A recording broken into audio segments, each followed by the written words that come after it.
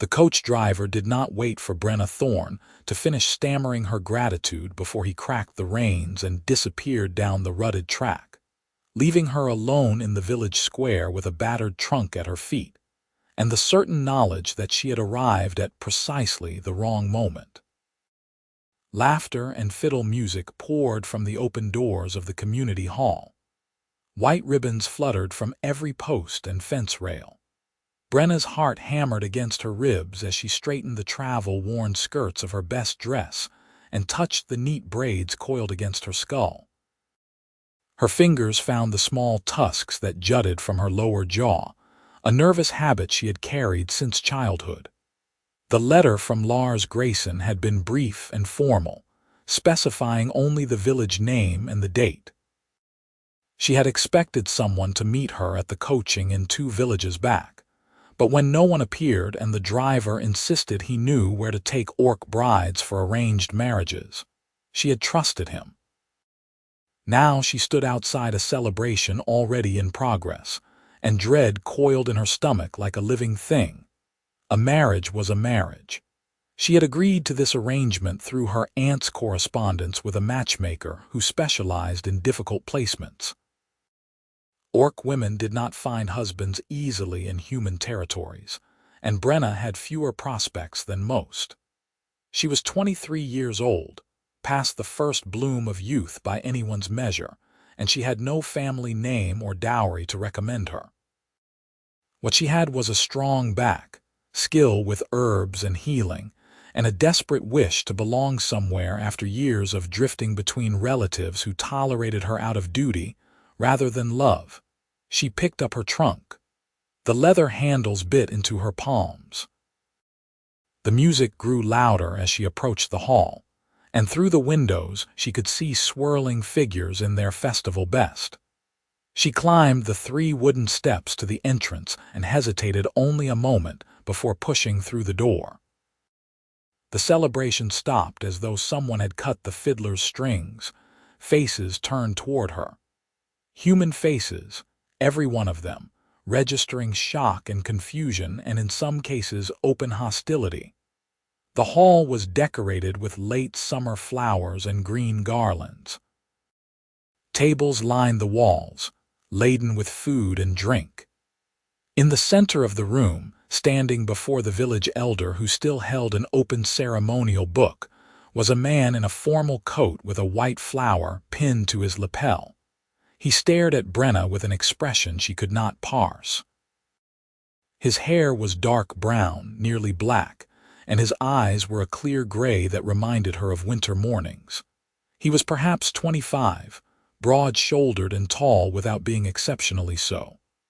His face had good bones and an honest set to the jaw. He was also very clearly not expecting her. The elder recovered first. He was an old man with a long beard and kind eyes that had gone wide with surprise. "My dear," he said gently, "I think perhaps there has been some mistake." Brenna's mouth went dry. She looked around the hall with mounting horror. The guests were dressed too finely for a simple border village. The decorations were too elaborate, the food too abundant, and there was no sign of anyone from her own scattered orc community, no familiar faces waiting to witness her union.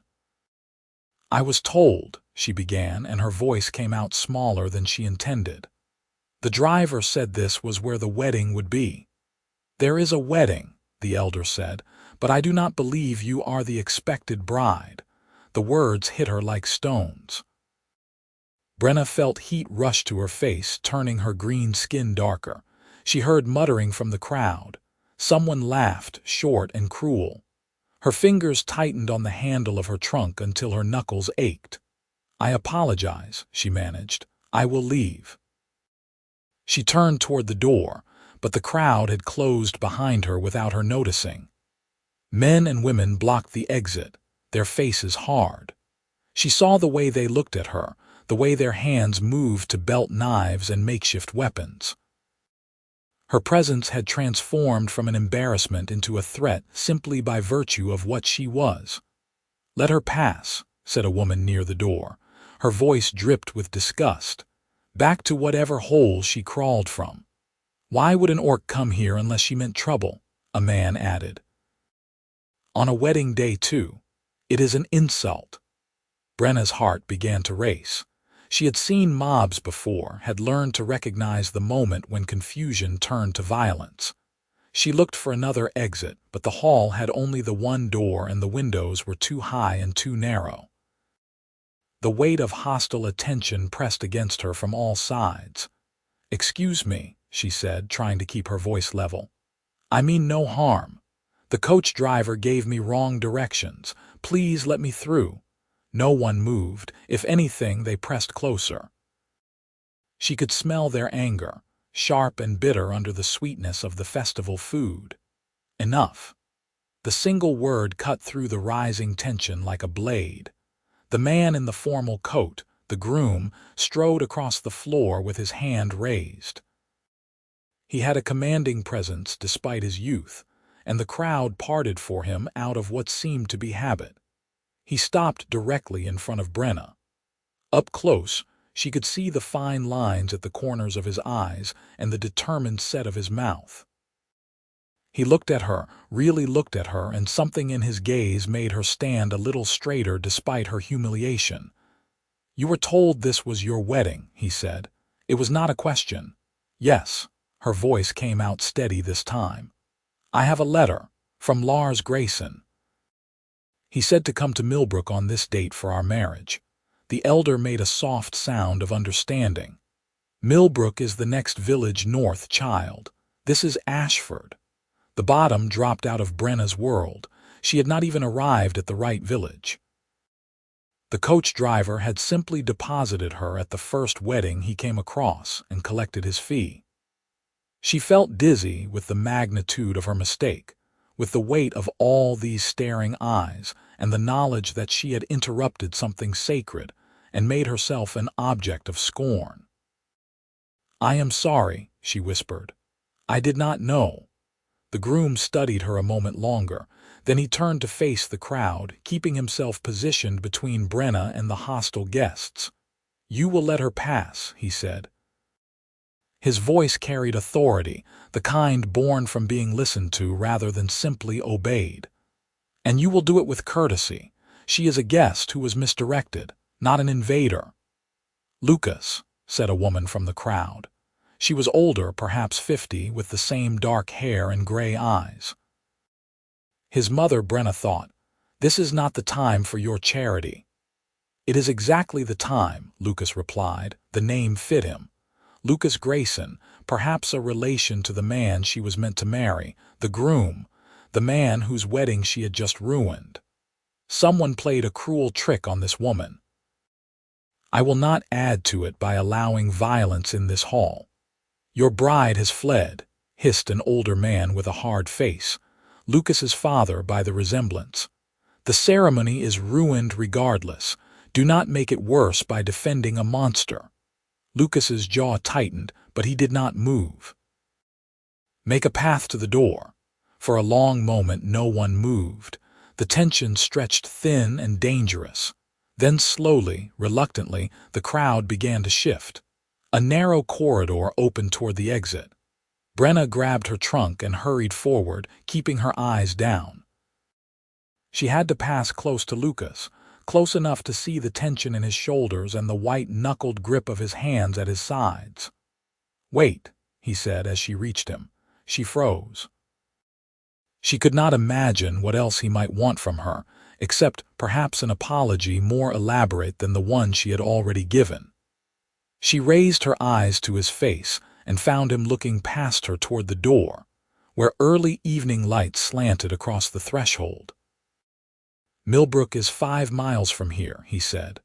"The road forks twice before you reach it, and there are no signs. If you leave now alone, you will be lost before dark." "I will manage," Brenna said, though she had no idea how. "You will not." He finally looked at her again, and there was something searching in his expression. "And even if you did reach Millbrook safely, walking into a strange village alone after dark as an orc woman is asking for trouble." "Lucas, let her go," his mother said. "This is not your concern." He ignored her. "I will take you there myself, after I handle matters here." The offer shocked Brenna into silence. She had expected many things, anger and rejection and perhaps rough handling, but not practical assistance from the man whose ceremony she had just destroyed. She saw the same shock reflected in the faces around them. "You do not have to do that," Brenna said carefully. "I know."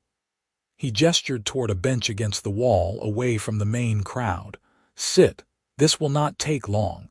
It was not a request so much as a statement of fact. Lucas turned back to the assembled guests before Brenna could respond. She stood uncertain for a moment, then slowly moved to the bench he had indicated. She set down her trunk and perched on the edge of the seat, acutely aware of every eye in the room tracking her movement. Lucas addressed the crowd. "As you have all witnessed, my bride has chosen not to complete this union. I cannot and will not force her. The ceremony is canceled. I thank you all for coming, and I ask that you enjoy the food and drink that has been prepared. It should not go to waste." His voice was calm, almost casual, as though he were discussing crop rotations rather than the dissolution of his wedding.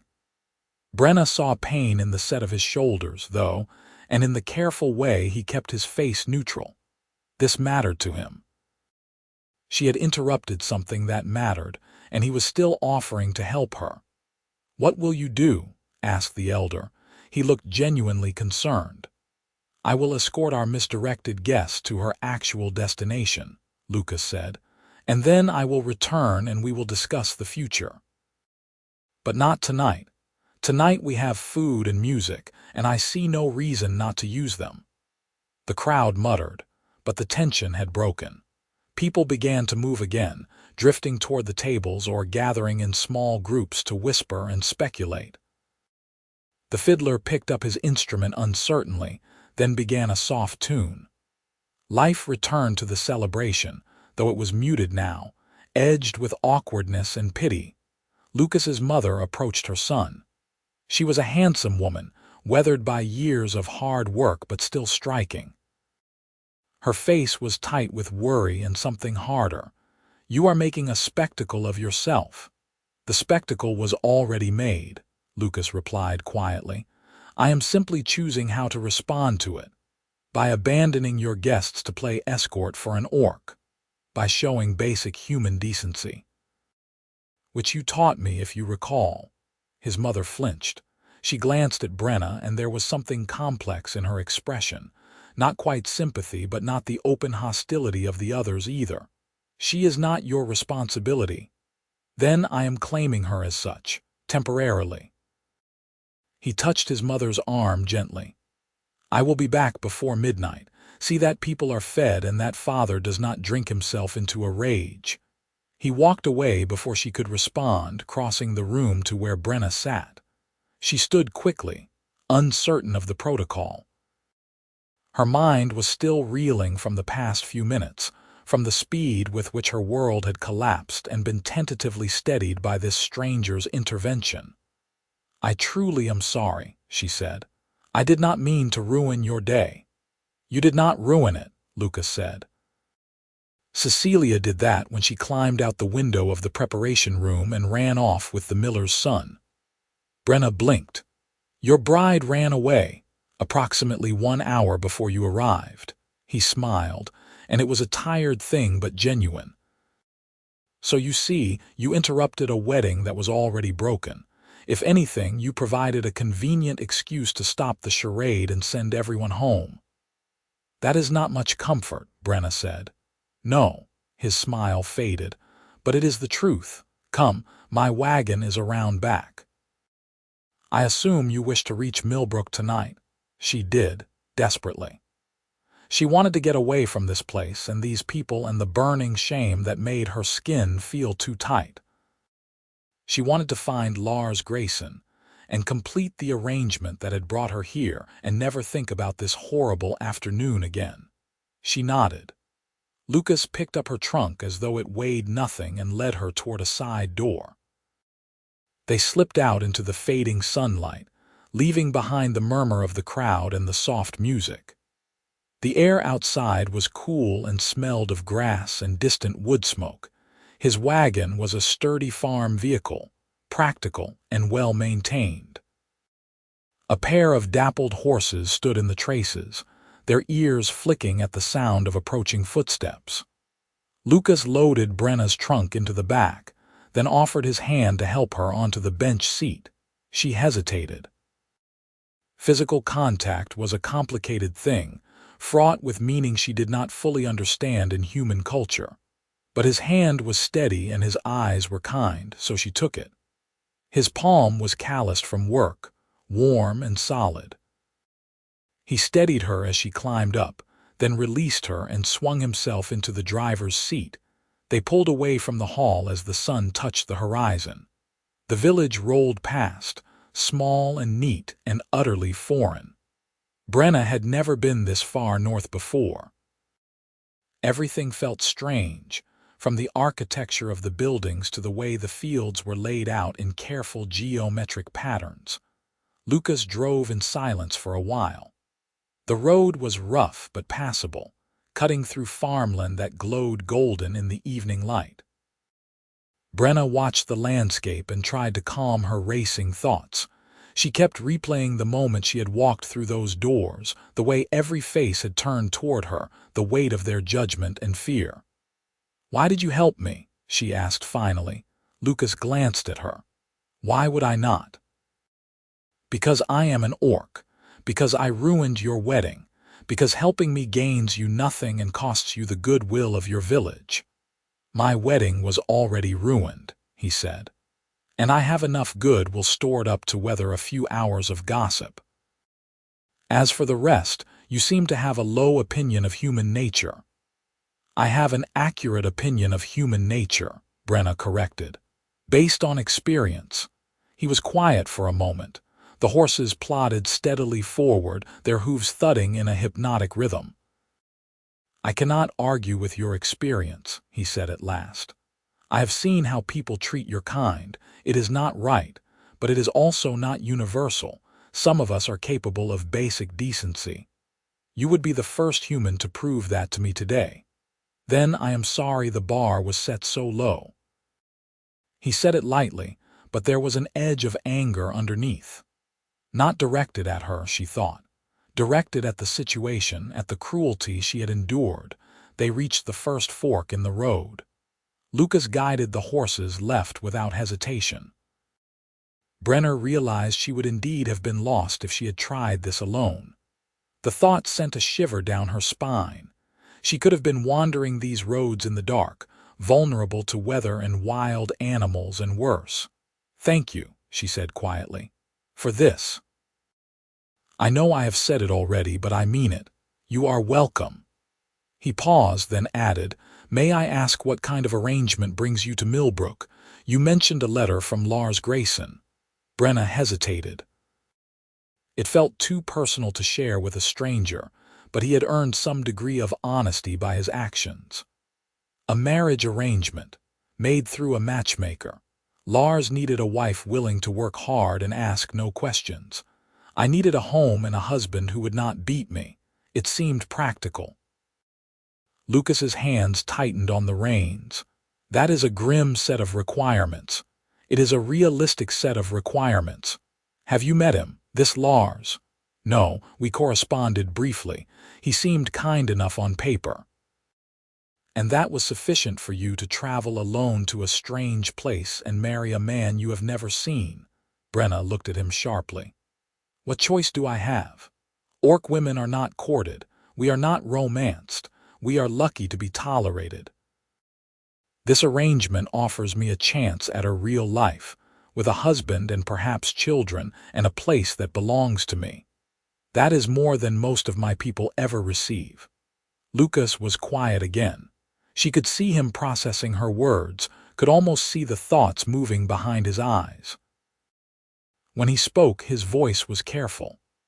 "I hope Lucas Grayson proves worthy of you. But if he does not, if things in Millbrook are not what you were promised, you are not obligated to stay. You understand that, yes?"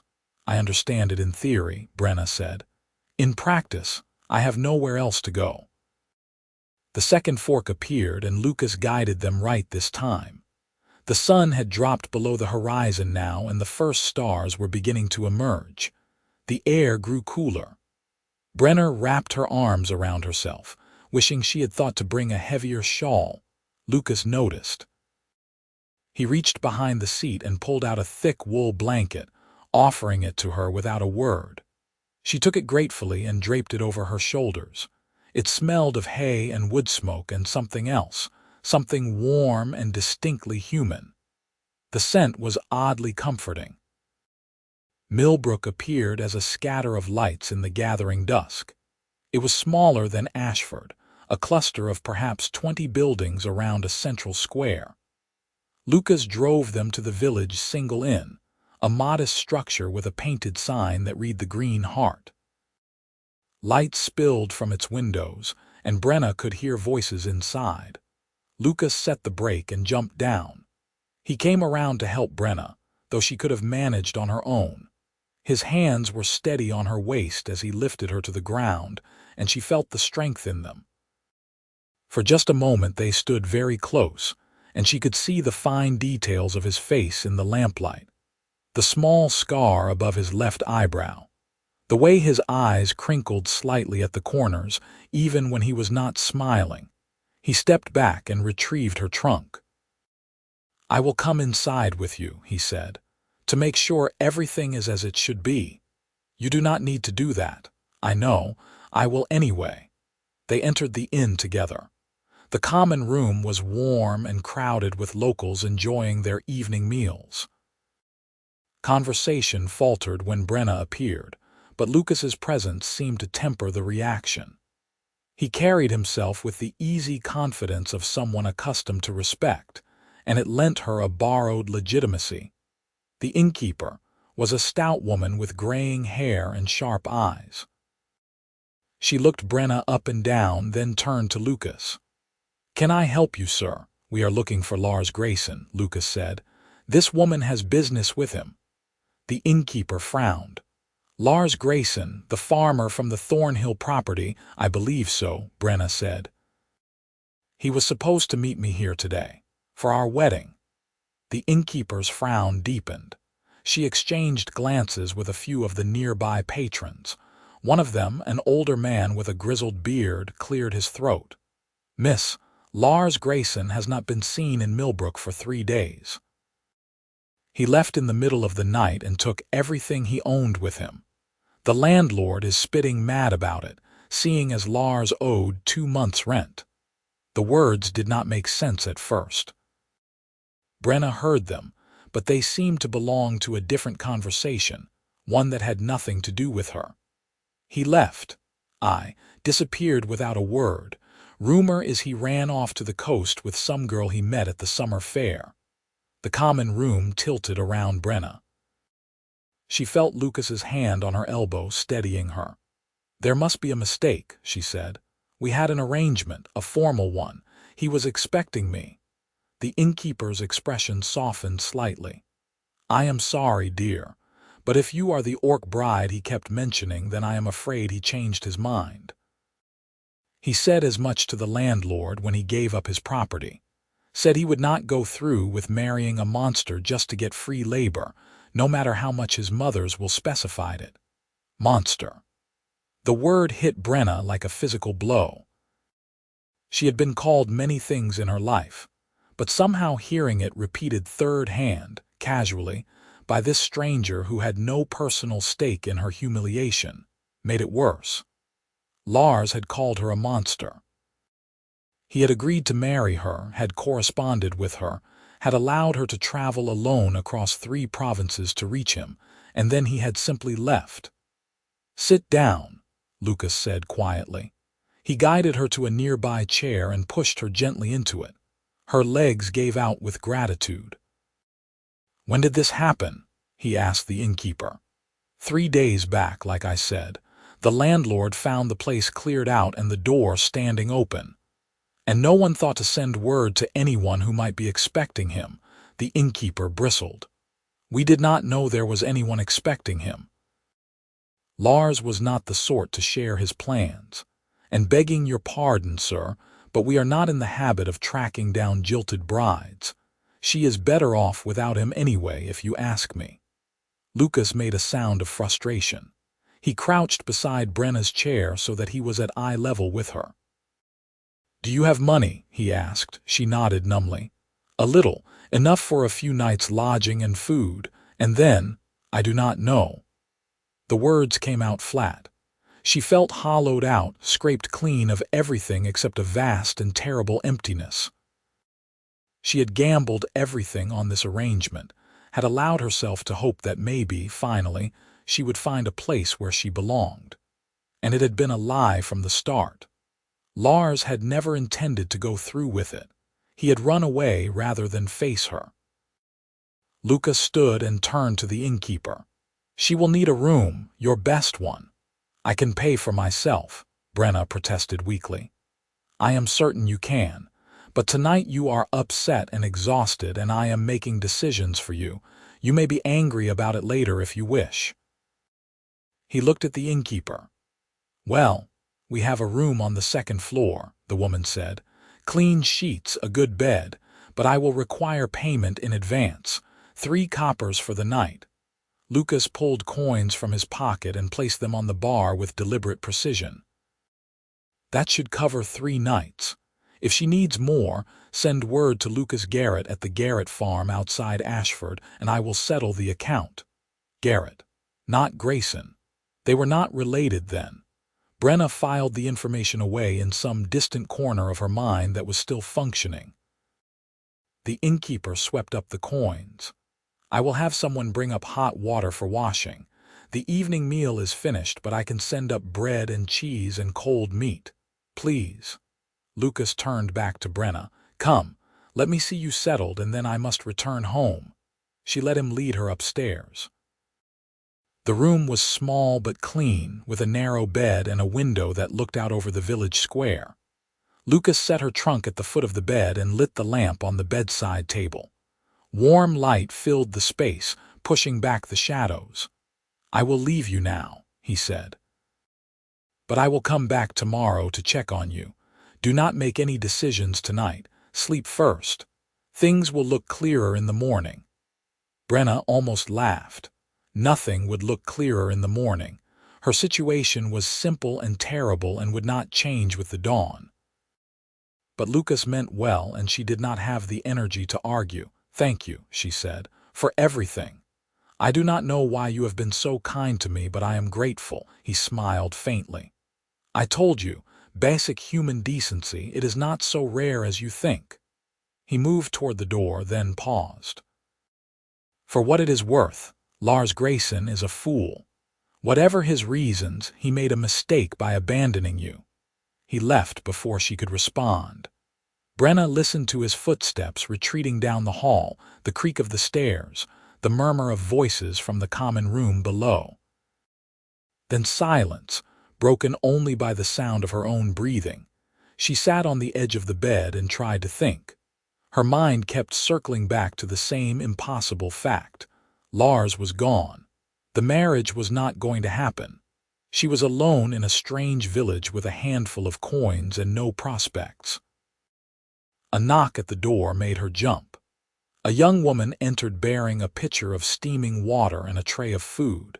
She set them on the small table without meeting Brenna's eyes and hurried out again. Brenna forced herself to eat a few bites of bread and cheese, though it sat heavy in her stomach.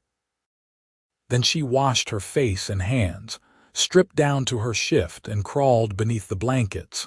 Sleep was a long time coming. When it finally arrived, it was shallow and troubled, full of half-formed nightmares about empty roads and locked doors and faces that turned away from her no matter how hard she reached for them. She woke to gray dawn light filtering through the window and the sound of the village coming to life below. For a moment, she did not remember where she was. Then memory returned in a crushing wave, and she had to fight the urge to pull the blankets over her head and refuse to face the day. But that was not who she was. Brenna Thorne did not hide from her problems. She had survived too much to give up now. She dressed carefully, braided her hair, and went downstairs. The common room was quiet, occupied only by the innkeeper wiping down tables and a lone traveler eating breakfast in the corner. The innkeeper looked up when Brenna appeared. "Sleep well?" she asked. Her tone was neutral, neither friendly nor hostile. "Well enough, thank you."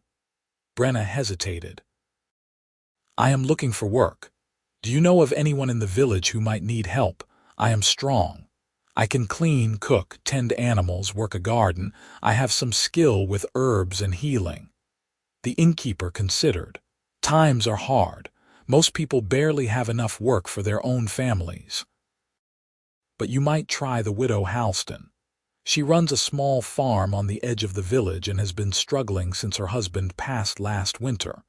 She could use an extra pair of hands, though I do not know if she can afford to pay much. Anything would help. Where can I find her?" The innkeeper gave her directions, and Brenna set out immediately. She could not afford to waste time. Every day she stayed in the inn was a day's worth of coins she could not get back.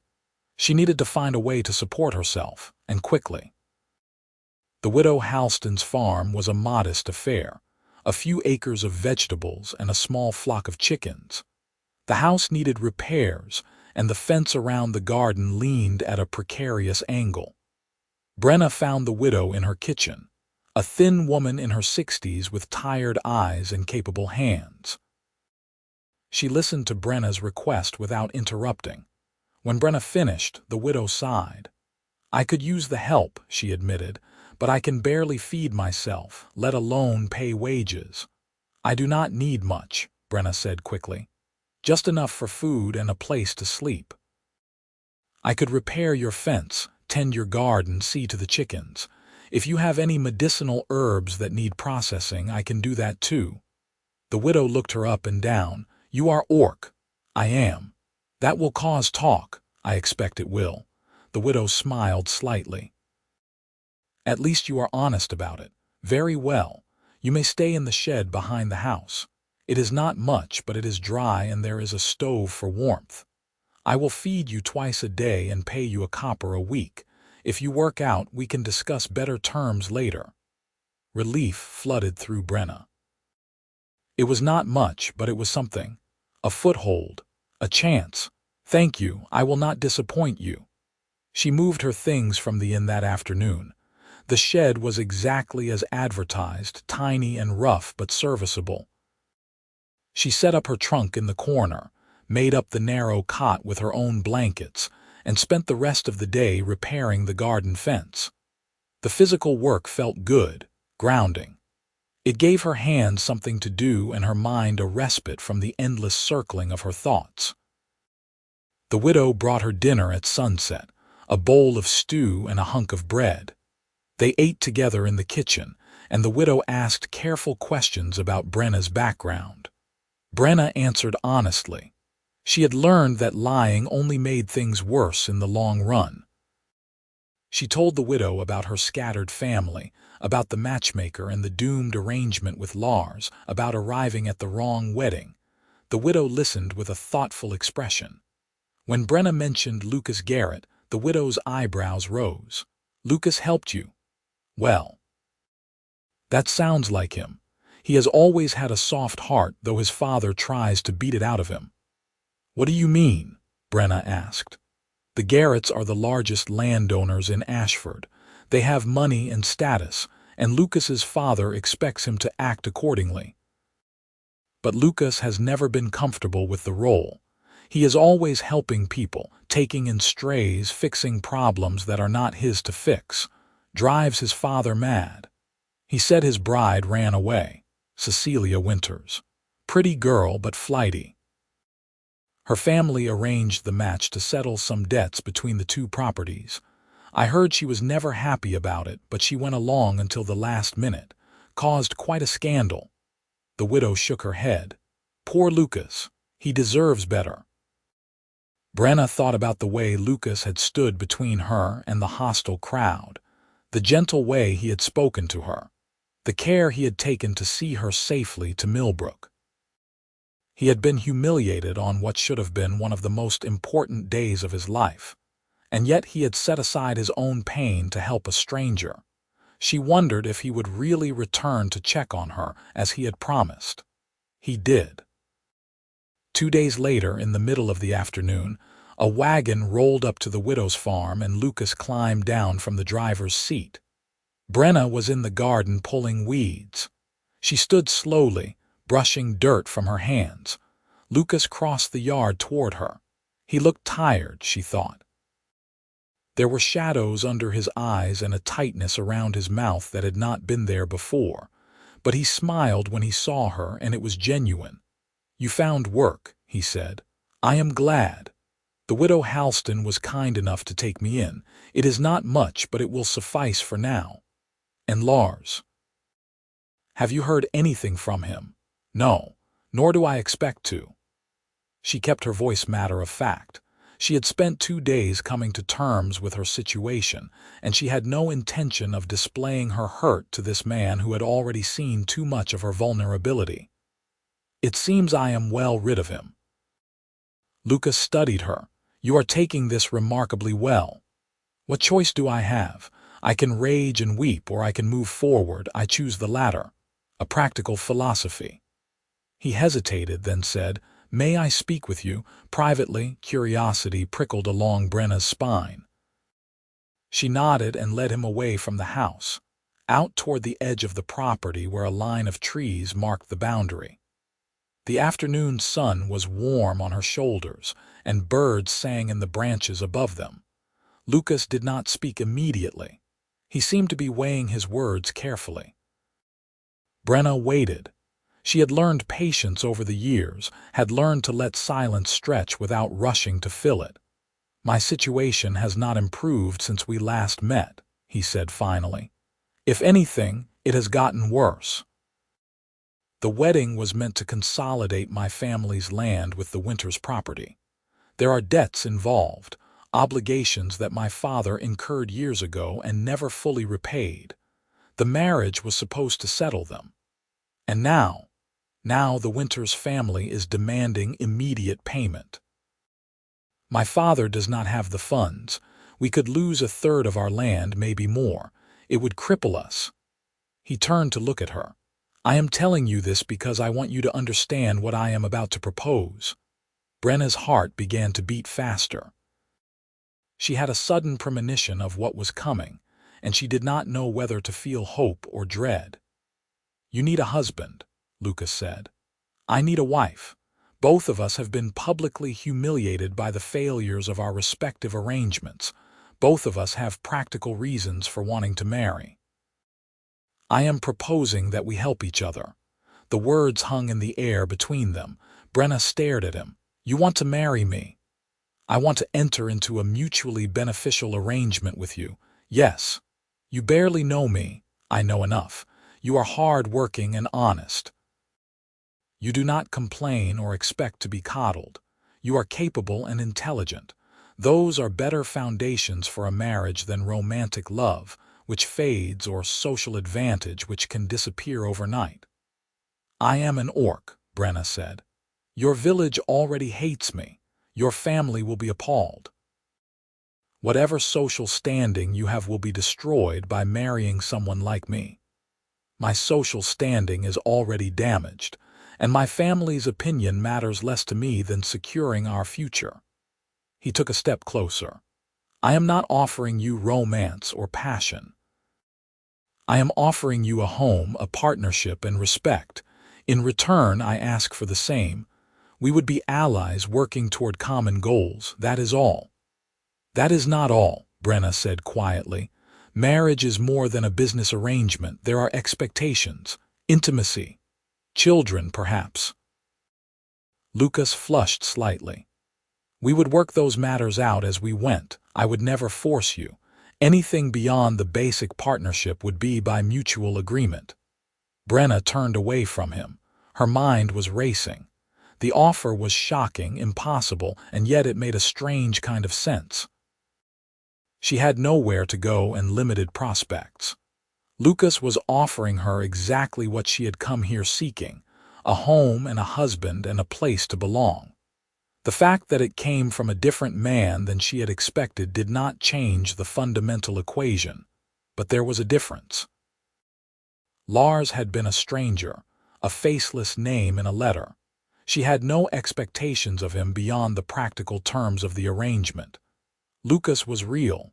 She had seen his kindness and his strength. She had felt the way he looked at her, with something that was not quite pity but not indifference either. Marrying him would be more complicated, more fraught with potential for both success and failure. "Why me?" she asked without turning around. "You could find any number of human women who would be more suitable. You are handsome and kind and you own land. You would have choices." "Not as many as you think. Most families in the region have already picked sides in my father's disputes. Anyone I married would come with entanglements, old grudges, expectations I cannot meet. You are outside all of that. You have no stake in our local politics and no hidden agenda. You need what I can offer and I need what you can offer. It is clean. It is desperate." "Yes," Lucas agreed. "It is that too." Brenna turned back to him. She searched his face, looking for signs of deception or cruelty or any of the 100 small tells that would warn her away. She found only exhaustion and determination and something that might have been hope. "I will not be a drudge," she said. "I will work hard, but I will not be mistreated or disrespected, not by you and not by anyone else. I would expect nothing less. And if this does not work, if we find we cannot live together, I will need your promise that I can leave without consequence. You have it." She took a deep breath. This was insane. She was agreeing to marry a man she had met 3 days ago, a human man from a culture she barely understood, in a village that had already shown her hostility. Everything about this was a terrible idea, and yet, "Yes," she said, "I will marry you." Lucas's shoulders sagged with relief. He smiled, and this time it reached his eyes. "Thank you. I know this is not what you planned, but I will do my best to make sure you do not regret it. I hope the same is true for you." They stood there in the dappled shade of the trees, two people who had agreed to bind their lives together out of necessity and hope. Brenna felt the weight of the decision settle over her. There was no going back now. Whatever came next, for good or ill, they would face it together. The wedding took place a week later in the same hall where Brenna had made her disastrous first appearance. The village turned out again, though this time the atmosphere was less festive and more stunned.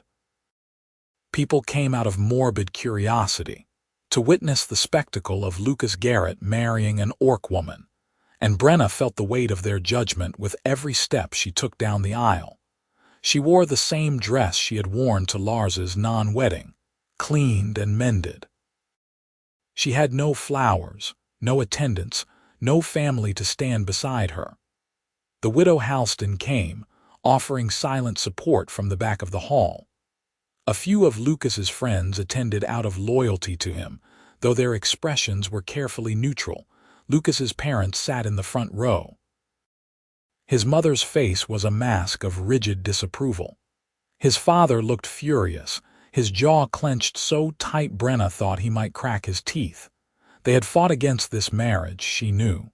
Lucas had told her about the arguments, the threats, the ultimatums. In the end, he had prevailed by pointing out that they had no better options. Marry Brenna or lose the land. Those were the choices. The ceremony was brief. The same elder who had tried to stop Brenna's entrance the week before now spoke the words that bound her to Lucas. His voice was kind, though his eyes were troubled. He pronounced them married, and Lucas kissed Brenna's cheek chastely. She felt the rough stubble of his jaw, smelled the soap he had used that morning. They walked back down the aisle together. People did not clap. They simply watched in silence as the new couple passed. Brenna kept her head high. She would not give them the satisfaction of seeing her cower. The reception was even more awkward than the ceremony. Food and drink had been laid out, but few people touched it. Conversations happened in whispers. Lucas's father cornered his son near the drink table, and Brenna could hear the angry hiss of their voices even from across the room. She could not make out the words, but the tone was clear enough. Recrimination. Anger. Disappointment. Lucas's mother approached Brenna with a glass of wine. She offered it without a word. Brenna took it, unsure of the gesture's meaning. "You have married my son," the older woman said. "That makes you family whether I like it or not. I do not like it, but I will not make your life harder than it needs to be. You will have enough enemies without me adding to the pile." It was not a warm welcome, but it was more than Brenna had expected. "Thank you. Do not thank me yet. You have no idea what you have walked into." Lucas's mother glanced across the room at her husband.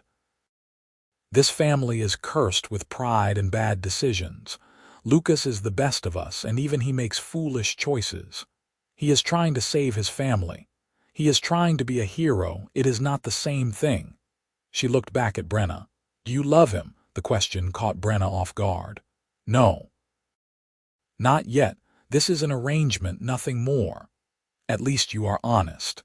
Lucas's mother sipped her wine. "He deserves love. I hope you will give it to him in time. He has had precious little of it in his life." She walked away before Brenna could respond. Brenna stood alone, holding her untouched wine, and wondered what kind of family she had just married into. The reception ended early. People drifted away in small groups, eager to escape the awkward atmosphere. Lucas collected Brenna and helped her into the wagon. Her trunk, which had traveled so many miles already, was loaded in the back along with a few additional bundles. Wedding gifts, Lucas explained, from the handful of friends who supported them. Practical things, blankets and tools and preserves. They drove through the darkening countryside toward the Garrett farm. Brenna had not seen it yet. Lucas had described it as large and prosperous, though struggling under the weight of his father's debts. She was curious and nervous in equal measure. The farmhouse appeared as a solid shape against the twilight sky. It was a sprawling structure, 2 stories of weathered wood and stone. Lamplight glowed in the windows. Outbuildings dotted the property, barns and sheds and storage houses. Fields stretched in every direction, row upon row of crops fading into shadow. Lucas pulled the wagon to a stop in front of the house. He helped Brenna down, and they stood together in the yard, looking up at her new home. "It is not much," Lucas said, "but it is yours now, all of it." "It is more than I have ever had," Brenna replied honestly. They went inside. The house was quiet, empty. Lucas's parents had not returned yet. Lucas showed Brenna through the rooms, pointing out the kitchen and the parlor and the stairs that led to the second floor. The furnishings were simple but well made. Everything was clean and orderly. He led her upstairs to a bedroom at the end of the hall. It was larger than the room she had occupied at the inn, with a wide bed and a wardrobe and a window that overlooked the fields. "This is the main bedroom," Lucas said. "It is yours." Brenna turned to him. "And where will you sleep?" "There is another room across the hall. I will take that one, unless you prefer otherwise." She understood what he was offering: separate spaces, privacy. The chance to maintain boundaries even within the intimacy of marriage. It was more than she had expected, and it made something in her chest tighten with gratitude and relief. "That will be fine," she said. "Thank you." He lingered in the doorway. "If you need anything, let me know." "And Brenna, I meant what I said. This is your home. You are not a servant here. You are my wife, my partner. I will expect you to work because there is much to do, but I will work beside you. We are equals in this." The words were simple, but they hit Brenna with unexpected force. Equals. She had never been anyone's equal before. She had been a burden, a problem, an inconvenience tolerated out of obligation. To be told now that she was a partner, that her contribution mattered, was overwhelming. "I understand," she managed. Lucas smiled. "Good. Then I will leave you to settle in. Tomorrow we can discuss the running of the farm and how to divide the tasks. But tonight, rest. You have earned it." He closed the door gently behind him. Brenna stood alone in the room, her room, and tried to absorb the magnitude of what had just happened. She was married.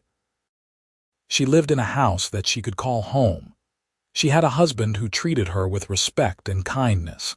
It felt like a dream, fragile and unreal. She was afraid to believe in it too fully, afraid that it would be snatched away like everything else. But for tonight, she would let herself enjoy it. She unpacked her trunk, hanging her few dresses in the wardrobe and arranging her small collection of belongings on the shelf. She washed her face in the basin on the dresser and changed into her nightgown. Then she climbed into the bed, which was soft and clean and smelled of lavender. Sleep came quickly this time, deep and dreamless. The days that followed settled into a rhythm. Brenna woke at dawn and helped Lucas with the farm work. There was always something to do, endless tasks that cycled through the seasons. They harvested the last of the summer vegetables, repaired fences, tended the animals, prepared for winter. Lucas was a patient teacher, showing her how he liked things done and trusting her to manage tasks on her own once she understood them. They worked well together. Brenna was strong and capable, and she learned quickly. Lucas had a methodical approach to farm work that she appreciated. He never rushed, never cut corners, never lost his temper when things went wrong. It was soothing to work beside him, to fall into a shared rhythm of labor and rest. His parents were less welcoming. They lived in the house too, occupying the western wing. His father ignored Brenna entirely, treating her as though she were invisible. His mother was coldly polite, offering no warmth but no overt hostility either. Meals were tense affairs, eaten in silence or punctuated by his father's complaints about weather and prices and the general unfairness of the world. Lucas bore it all with quiet patience. He did not rise to his father's bait, did not argue or defend. He simply continued working, continued treating Brenna with respect and kindness, and let his actions speak for him. The village was slower to accept her. When Brenna went into town for supplies, people stared. Some turned away, others muttered under their breath. She heard the word monster more than once, and other words that were crueler still. But she had endured worse. She kept her head high and went about her business and ignored the whispers. A few people proved willing to look past her race. The widow Halston welcomed her warmly whenever she visited. The shopkeeper who sold dry goods treated her fairly, if not kindly. The blacksmith nodded to her in passing. Small gestures, but they mattered. Autumn deepened. The leaves turned brilliant shades of gold and red. The air grew crisp. Lucas and Brenna worked together to bring in the last of the crops and prepare the fields for winter. They spent long days in companionable silence, speaking only when necessary but comfortable with each other's presence. At night, they retreated to their separate rooms.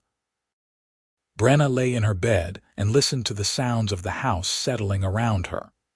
She could hear Lucas moving in his room across the hall, the creak of floorboards and the rustle of blankets. Sometimes she wondered what it would be like to cross that distance, to knock on his door and see if the arrangement between them could become something more. But she did not. They had an agreement. Partners, not lovers. It was safer that way, less complicated. Winter arrived with the first hard frost. The fields turned brown and bare. The work shifted to indoor tasks, mending tools and processing food and keeping the animals fed and healthy. The house grew colder despite the fires they kept burning. Brenna and Lucas spent more time together, working side by side in the barn or the kitchen. She noticed things about him. The way he hummed while he worked. The careful way he treated the animals, always gentle even when they were stubborn. The way he looked at her sometimes when he thought she was not paying attention, with an expression she could not quite read. She noticed things about herself too. The way her heart lifted when he smiled at her. The way she found excuses to be near him. The way she had started to think of the farm as home, not just a temporary shelter. It frightened her. She had not meant to care. Caring meant vulnerability, and vulnerability meant pain. She had learned that lesson too many times to forget it now. But Lucas made it difficult to maintain her distance. He was thoughtful and considerate. He remembered small details about her preferences. He brought her tea the way she liked it without being asked. He praised her work honestly and offered help when she struggled without making her feel incompetent. He was, she realized with growing dismay, exactly the kind of man she could fall in love with. The realization hit her one afternoon in midwinter. They were working in the barn, mucking out stalls. It was cold, miserable work, but Lucas was telling her a story about one of the cows, something silly and pointless, and she found herself laughing, really laughing from deep in her belly. And Lucas looked at her with such delight, such pure happiness at having made her laugh, that her heart turned over in her chest. She was falling in love with her husband. The knowledge terrified her. She had no idea if he felt the same way.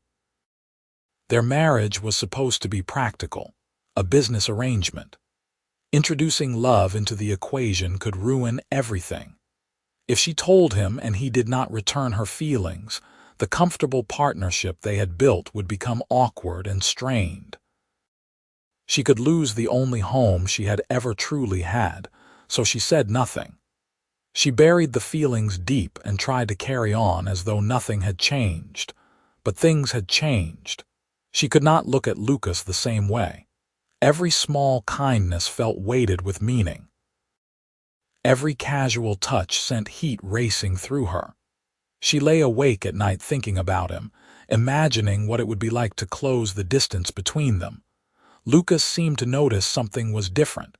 He grew quieter, more watchful.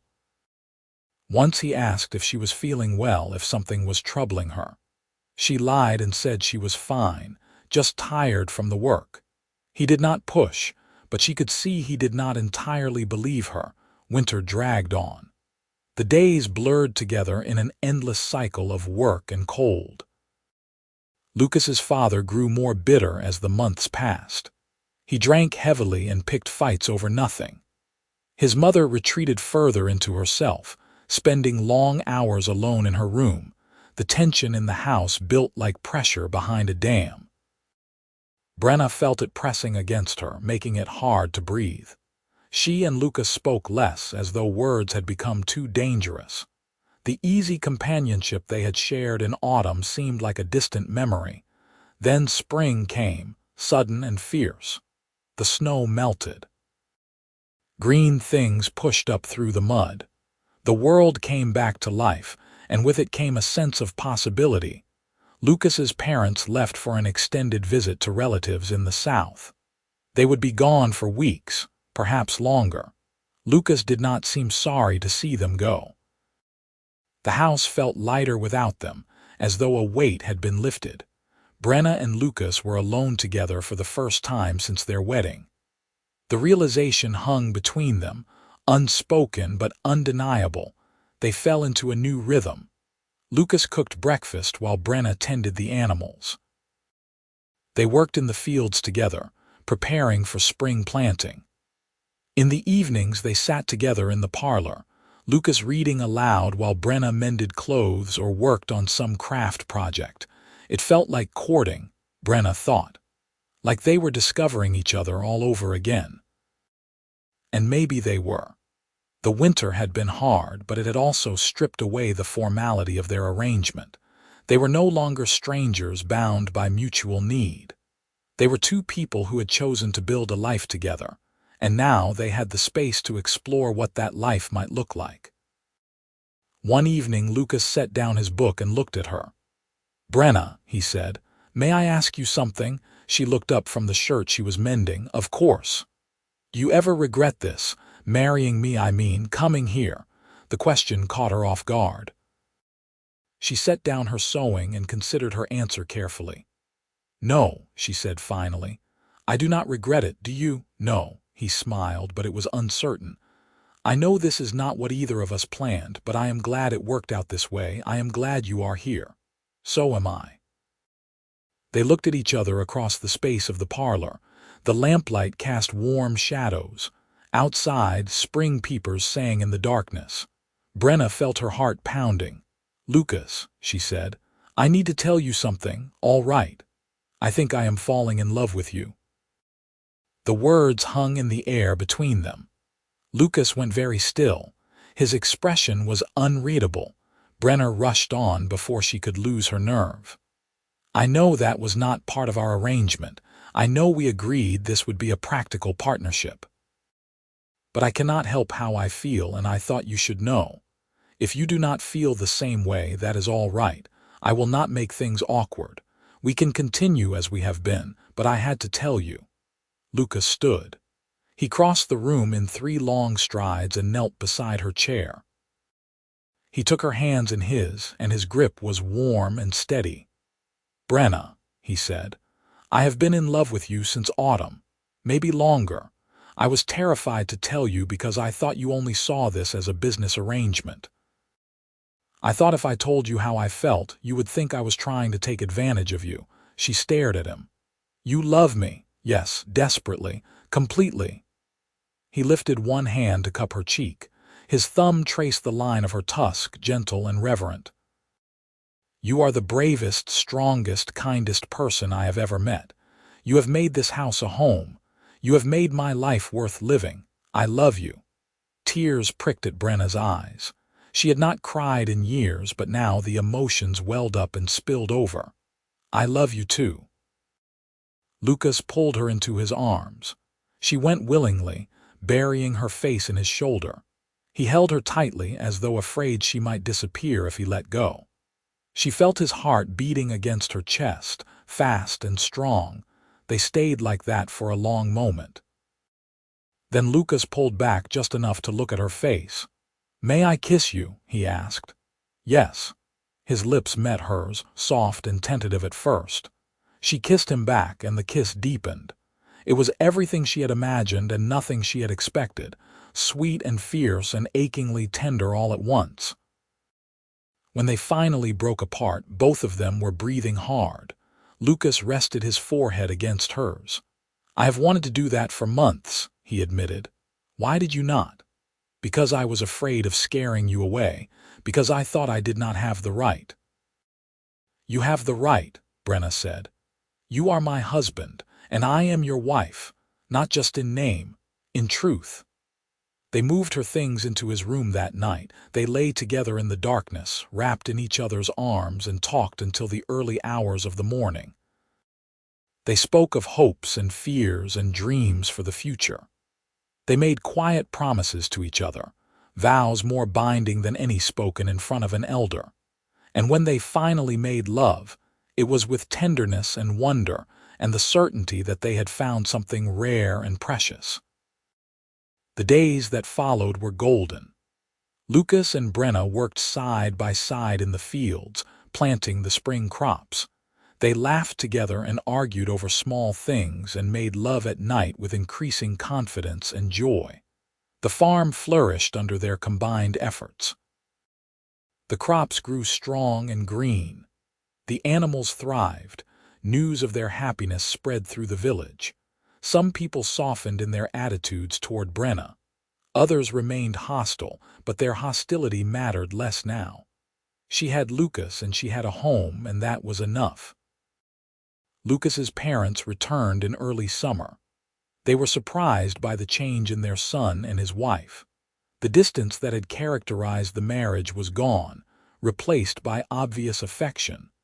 Lucas's mother watched them with a thoughtful expression. His father scowled but said nothing.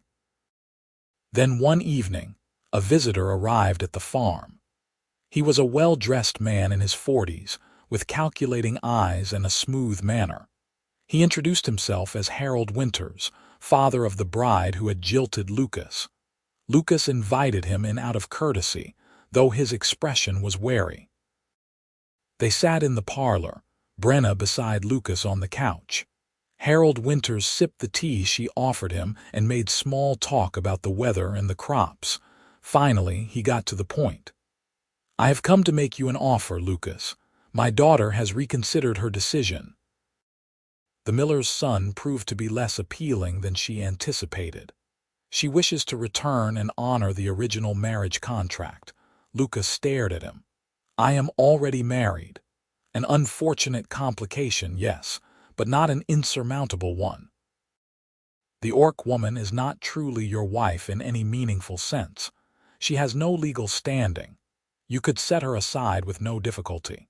Cecilia is willing to overlook your lapse in judgment if you will do the same." Brenna felt ice flood her veins. She looked at Lucas, trying to read his expression. He had gone very still. "Let me make sure I understand," Lucas said slowly.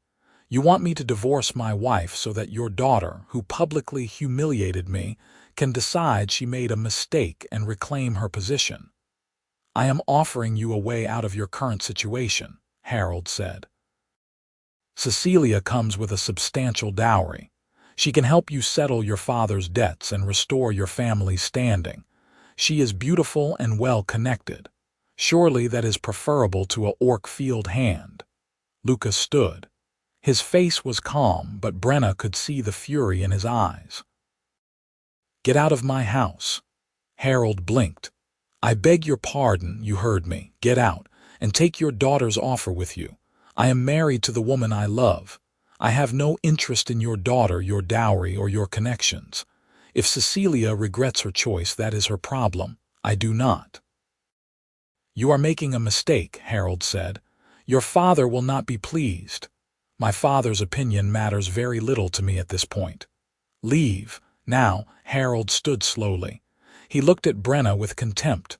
"You will regret this," he told Lucas. "Mark my words." Lucas did not respond.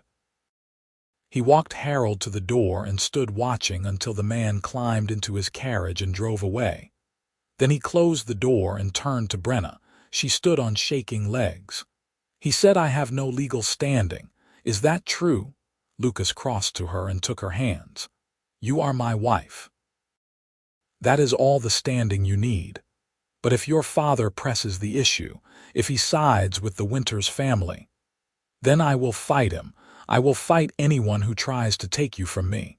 He pulled her into his arms. "You are not disposable, Brenna. You are not something I can set aside when a better offer comes along. You are my wife and my partner and the woman I love. Nothing will change that." She clung to him. The fear that had gripped her began to ease, replaced by something stronger: trust, faith. The certainty that Lucas meant what he said, but the confrontation had consequences. Lucas's father learned of the offer and was furious that Lucas had refused it. The arguments that had been simmering for months boiled over. Lucas and his father fought bitterly, accusations and recriminations flying. In the end, Lucas's father gave him an ultimatum: divorce Brenna and marry Cecilia or leave the farm entirely.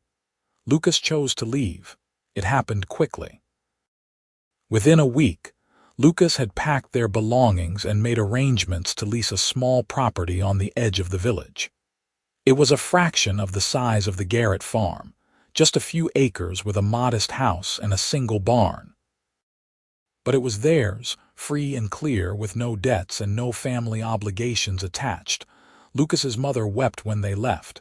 She hugged Brenna tightly and whispered, "Take care of him. He is a good man and he deserves happiness." "I will," Brenna promised. They moved to their new home on a warm summer day. The house was small and needed work, but Brenna did not care. It was theirs. They had chosen it together and they would build their life there without anyone else's interference. The first few months were difficult. Money was tight. The land needed extensive work to become productive. Lucas and Brenna labored from dawn until dark, clearing fields and planting late-season crops and making repairs to the house and barn. But they were happy. Truly, deeply happy. They worked together with a unity of purpose, and they fell into bed, each night exhausted but satisfied. They made love and made plans and built their future one day at a time. The village gradually warmed to them. Brenna's hard work and Lucas's steady presence earned them a measure of respect. People began to nod greetings when they passed. The shopkeeper started offering Brenna fair prices without Lucas having to intervene. The widow Halston visited often, bringing food and company and quiet support. By the end of their first year on the new property, they had a thriving garden, a small flock of chickens, and 2 pregnant goats. Lucas expanded the barn to make room for future animals. Brenna planted herbs and started a small medicinal practice, selling remedies to villagers who were willing to overlook her race in exchange for effective treatment. They prospered. Slowly, but steadily. And then, in the second year, Brenna discovered she was pregnant. She told Lucas on a crisp autumn evening. They were sitting together on the porch, watching the sun set over their fields. She took his hand and placed it on her belly, and she saw understanding dawn in his eyes. "A baby," he whispered, "a baby." Lucas pulled her into his arms. He was laughing and crying at the same time, overwhelmed with joy. "We are going to be parents. Yes, I am going to be a father." "A good father," Brenna said. "The best father." He kissed her fierce and tender. Thank you for this, for everything." The pregnancy progressed smoothly. Brenna continued working as long as she was able, and Lucas fussed over her with endearing concern. He built a cradle in the barn, working on it late into the night by lamplight. He sanded and polished the wood until it gleamed, and he carved their initials into the headboard. The baby arrived on a cold night in early spring. The labor was long and difficult, but the widow Halston served as midwife and saw them through it. Lucas held Brenna's hand and whispered encouragement, and when the baby finally came, tiny and perfect and squalling, he wept openly. They had a daughter. She was green-skinned like her mother but had Lucas's gray eyes.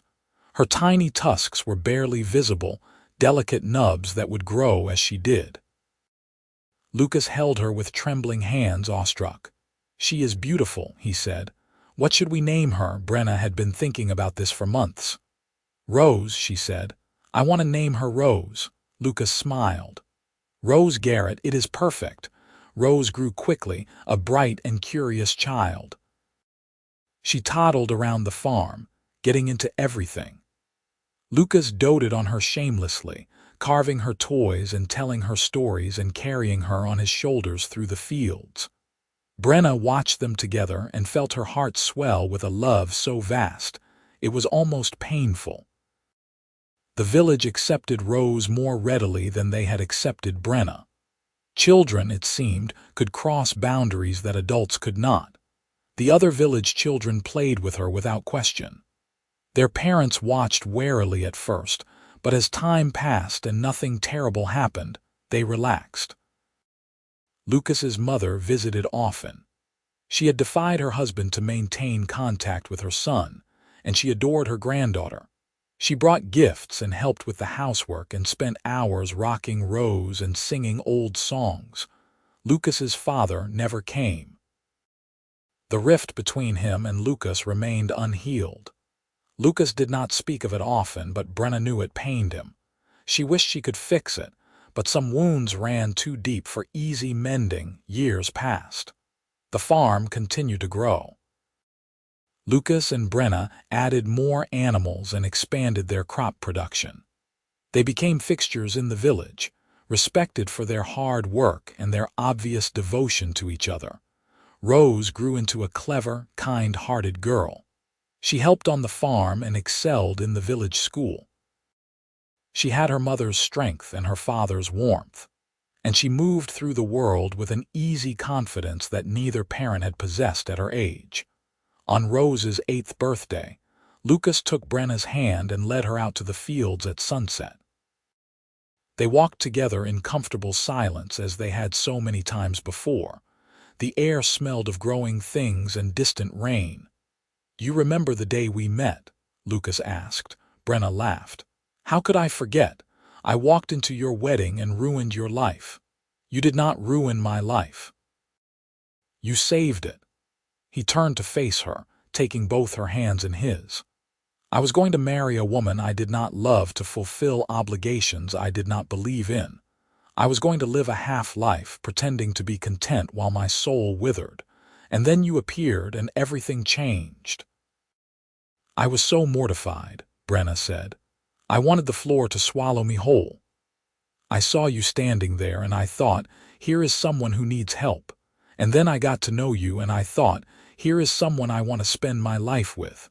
You gave me the courage to choose my own path. You gave me love and a family and a home that is truly mine. I cannot imagine my life without you." Brenna felt tears prick her eyes. "I cannot imagine mine without you either. You took a stranger in and gave her everything. You made me believe I was worth something." "You were always worth something. I just helped you see it." They kissed as the sun dipped below the horizon, painting the sky in shades of orange and gold. In the distance, they could hear Rose's laughter as she played with the goats. The fields stretched around them, green and abundant. This was home. This was family. This was love, and it had all begun with a wrong turn, a mistaken wedding, and a man who refused to let her walk out alone. Years later, when people asked Brenna how she met her husband, she would smile and say it was the best mistake she ever made. Lucas would laugh and add that sometimes the wrong door leads to exactly the right place. They built a life together that was rich and full and deeply satisfying.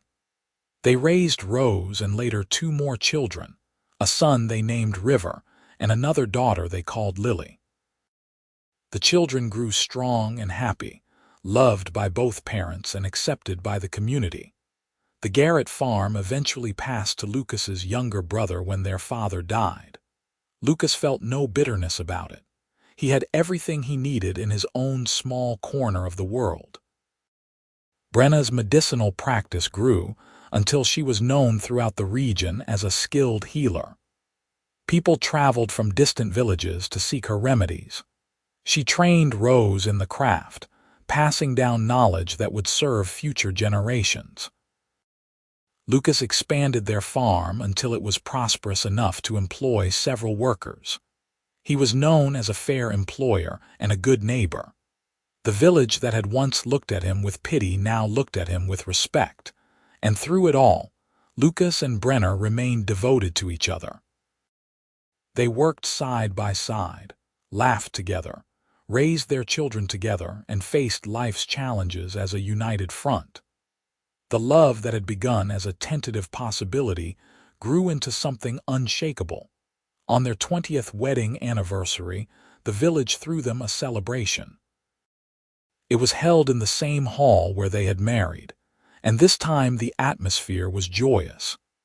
People came from miles around to honor the couple who had proven that love could transcend boundaries of race and circumstance. The elder who had married them, now ancient and frail, raised a toast. 20 years ago, I witnessed what I thought was a disaster. A runaway bride, a heartbroken groom, and a lost orc woman. But what I actually witnessed was the beginning of one of the greatest love stories I have ever known. Lucas and Brenna Garrett have shown us all what true partnership looks like. They have built a life on mutual respect, hard work, and genuine affection. May we all be so fortunate. The crowd cheered. Lucas kissed Brenna to thunderous applause. Rose and her siblings stood with their parents, beaming with pride. That night, after the celebration ended and the guests had gone home, Lucas and Brenna sat together on their porch. The stars wheeled overhead, brilliant and infinite. Rose was putting her younger siblings to bed. The farm was quiet around them. 20 years, Lucas said. It feels like both forever and no time at all. I know what you mean. Brenna leaned her head on his shoulder. I still remember the day we met as clearly as if it were yesterday. The fear I felt walking into that hall, the kindness you showed me. I remember the way you stood so straight even though you were terrified, the dignity you carried. I knew right then that you were someone special. We have built something good here, Brenna said. Something real, we have, and we will keep building it together. They sat in comfortable silence, watching the stars and listening to the sounds of their farm settling into sleep. 3 healthy children slept inside their home. The fields were rich with crops. The animals were fat and content. They had friends and respect and a place in the community. But more than any of that, they had each other. A love that had started from necessity and grown into something profound. A partnership that had weathered every storm and emerged stronger. Brenna thought about the woman she had been, desperate and alone, walking into a strange village with nothing but hope and determination. She thought about how far she had come, how much she had gained, and she knew that it all traced back to one moment, one choice. Lucas had refused to let her leave alone. He had seen her not as a problem to be solved or a monster to be feared, but as a person who deserved compassion and help. That simple act of kindness had changed both their lives forever. I love you, she told him. I love you too, Lucas replied. Always. They rose and went inside together, ready to face whatever the future held, secure in the knowledge that they would face it side by side. The house welcomed them, warm and bright. Their children's breathing could be heard from the rooms upstairs, soft and peaceful. This was home. This was family. This was the life they had chosen together, built from the wreckage of failed plans and found in the most unlikely of places. And it was perfect.